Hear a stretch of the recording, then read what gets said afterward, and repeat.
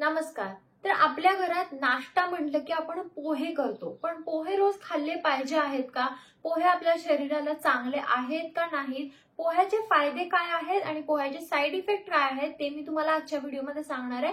त्यामुळे रोज जर तुम्ही पोहे खात असाल तर हा व्हिडिओ शेवटपर्यंत नक्की बघा. पहिला आपण पोह्याचे फायदे बघूया. तर पोह्यामध्ये फायबर जादा असते, पोहा लाईटवेट असतो आणि पचायला देखील हलका असतो.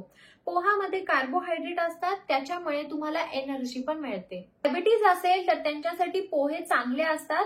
पोहे नॅचरली ग्लुटन फ्री असतात, त्यामुळे पोहे खाऊ शकता.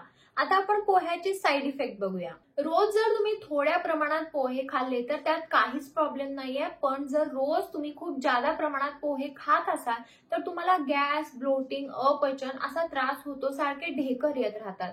बरेच लोक असे असतात ना जे पोहे खात नाहीत कारण त्यांना पोह्याची ॲलर्जी असते. पोह्यामुळे बरेच जणांचं पित्त वाढतं किंवा बरेच जणांना उलटी आल्यासारखं होतं. तर का? कारण त्याच्या आधी त्यांनी पोहे खूप जास्त प्रमाणात खाल्लेले असतात आणि त्याच्यामुळे त्यांना त्रास झालेला असतो. त्यामुळे तुम्हाला जर त्रास नसेल तर तुम्हाला एकदम थोडेसेच पोहे खायचे, एकदम जेवणासारखे तुम्हाला पोहे खायचे नाहीयेत. आणि रोज जर तुम्ही बाहेरचे पोहे खाता तर विकतचे पोहे बरेच जण कधी कधी असं होते की ते कच्चे राहतात.